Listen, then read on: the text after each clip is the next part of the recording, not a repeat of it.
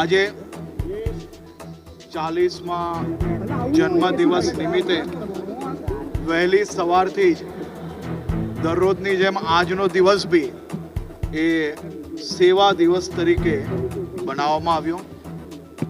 ગુજરાતમાં વિવિધ જગ્યાઓ પર વૃદ્ધાશ્રમ હોય, અનાથ આશ્રમ હોય, અનેક સામાજિક સંસ્થાઓ દ્વારા આજે આ કાર્યક્રમને સેવા કરીને ઉજવીને આ સૌ સામાજિક સંસ્થાઓનો હું ખૂબ ખૂબ આભારી છું. આજે વહેલી સવારે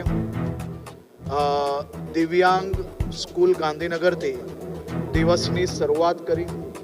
એમની જોડે થોડા ખુશીના પલ બનાવવાનો મને અવસર પ્રાપ્ત થયો. એ જ રીતે સુરત આવતાની સાથે મારા મત વિસ્તાર માટે મોબાઈલ ક્લિનિક નવી બનાવવામાં આવી છે, જે મોબાઈલ ક્લિનિકના માધ્યમથી વિસ્તારના અલગ અલગ સોસાયટીઓમાં વડીલોને, બાળકોને હોસ્પિટલ ક્લિનિક સુધી ના લઈ જવા પડે અને સામાન્ય બીમારીઓની તપાસ સ્થળ પર જ થઈ જાય તે માટેની વ્યવસ્થા કરવામાં આવી. એ જ પ્રકારે 70થી વધારે સામાજિક કાર્યો આજે સુરતમાં આયોજન કરવામાં આવ્યા હતા અને આ સામાજિક કાર્યોમાં ખૂબ મોટી સંખ્યામાં સમાજના સૌ અગ્રણીઓ જોડાયા, સામાજિક કાર્યકર્તાઓ જોડાયા, મારા યુવાન સાથીઓ જોડાયા, ભારતીય જનતા પાર્ટીના વિવિધ વોર્ડના કોર્પોરેટરો જોડાયા.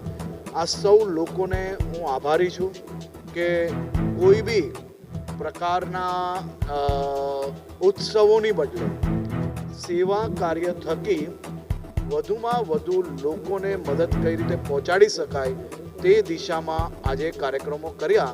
અને આજે ખાસ હમણાં હું સિવિલ હોસ્પિટલ ખાતે આવ્યો છું. સિવિલ હોસ્પિટલમાં બાળકોના વોર્ડમાં નાના બાળકો જ્યારે માતા પિતા બાળકોની ટ્રીટમેન્ટ ચાલતી હોય ત્યારે એમના ભાઈ બહેન જે આખો દિવસ હોસ્પિટલની વચ્ચે એમનો સમય પસાર કરવો પડતો હોય છે, એની વચ્ચે બાળકો માટે ખાસ રમવાના સાધનો, રમવા માટેની અલગ વ્યવસ્થાઓ ઊભી કરવાની વ્યવસ્થા આજે કરવામાં આવી છે.